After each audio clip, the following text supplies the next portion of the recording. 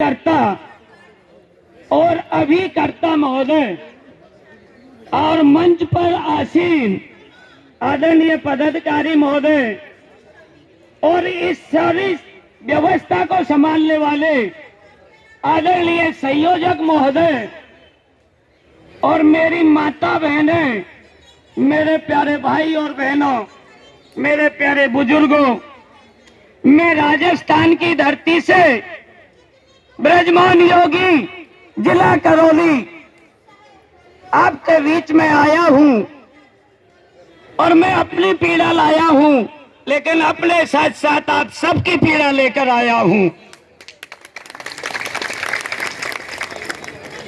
मैं आपको बता देना चाहता हूं, मैं एक शिक्षक हूं, एक अध्यापक हूं और एक अध्यापक का काम होता है समाज की कैसी भी बुराई हो उस बुराई को सरकार तक पहुंचाना, समाज तक पहुंचाना, उस पीड़ित तक पहुंचाना जिसे ये पता नहीं है कि मैं किस चक्रव्यूह में फंस गया हूं। मैं आपको इस मंच के माध्यम से कहना चाहूंगा कि जब एक बार महाभारत हुआ था तो एक अकेले अभिमन्यु को कौरवों ने घेरा था।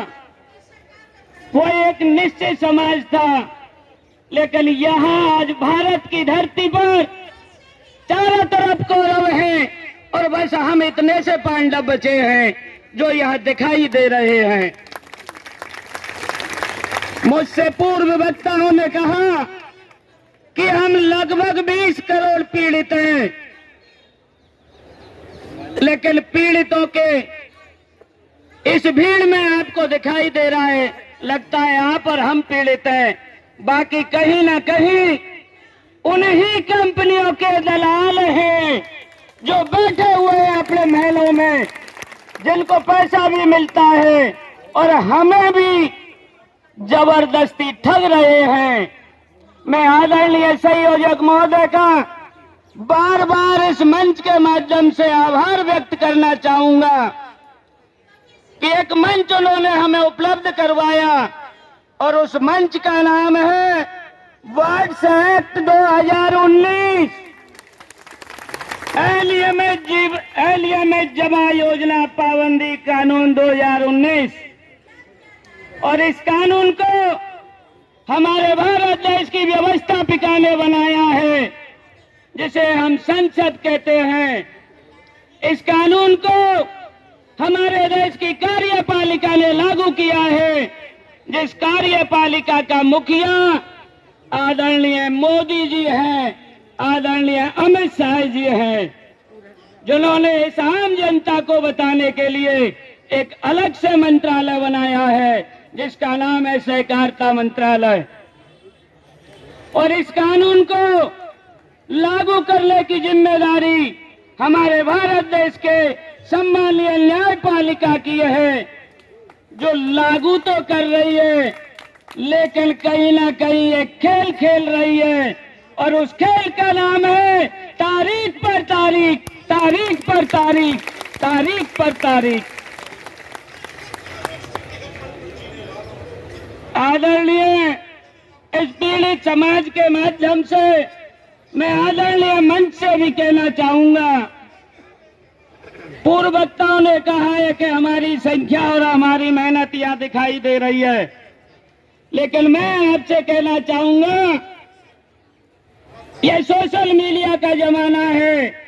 जब एक अकेला ब्रजमोहन योगी इस सरकार के विरुद्ध 44,000 ट्वीट कर सकता है, तो ये जनता एक दिन इस मोदी जी को, इस अमित शाह जी को, इस बीजेपी सरकार को, और मैं चाहूंगा कि वो पक्ष हो चाहे विपक्ष हो, जीने भी नहीं देगी। और जब हम कुर्सी पर बिठा सकते हैं तो कुर्सी से उतार भी सकते हैं।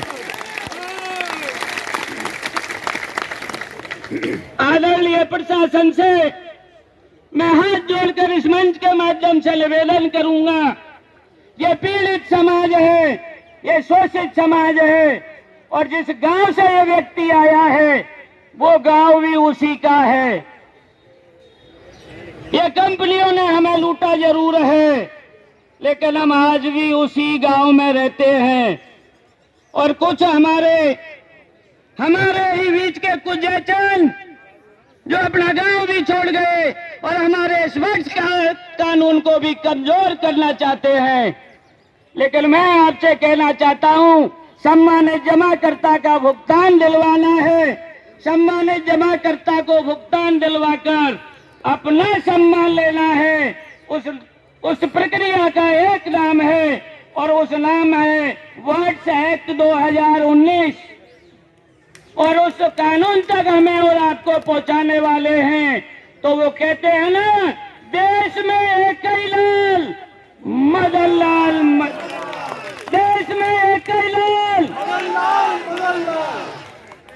आदरणीय मोदी जी, आदरणीय अमित शाह जी, आदरणीय पक्ष और विपक्ष, इस देश की और प्रत्येक राज्य की सरकार से मैं इस मंच के माध्यम से यह कहना चाहूंगा, हम लोगों ने अपने गांव से लेकर, अपनी तहसील से लेकर, अपने नजदीकी थाने से लेकर, अपनी पंचायत समिति से लेकर, अपने जिला कलेक्टर से लेकर, अपने मुख्यमंत्री तक और अंतिम जो कड़ी होती है प्रधानमंत्री तक शिकायत पहुंचा दी है।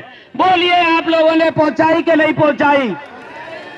ऐसा कोई डिपार्टमेंट नहीं है जहां हम लोगों की पीड़ा नहीं पहुंची है।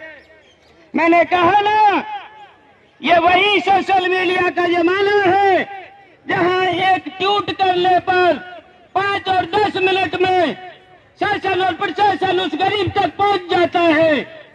लेकिन इस देश में हजारों FIR होने के बाद भी उस महाशय सुब्रत राय तक शासन प्रशासन क्यों नहीं पहुंच रहा है? क्या ये सरकार अंधी है? क्या ये सरकार भारी है? क्या ये सरकार गूंगी है?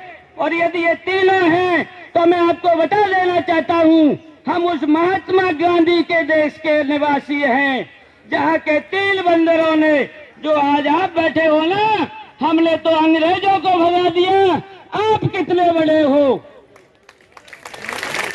हमारे पूर्वज घोड़ों से लड़े थे, हमारे पूर्वज घोड़ों से लड़े थे, हम इन चोरों से लड़ेंगे।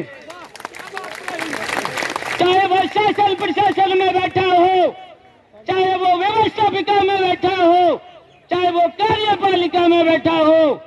और मैं सम्मान के साथ कहना चाहूंगा, उस शब्द को मैं असम्मान नहीं दूंगा, वो शब्द है हमारे देश की न्यायपालिका।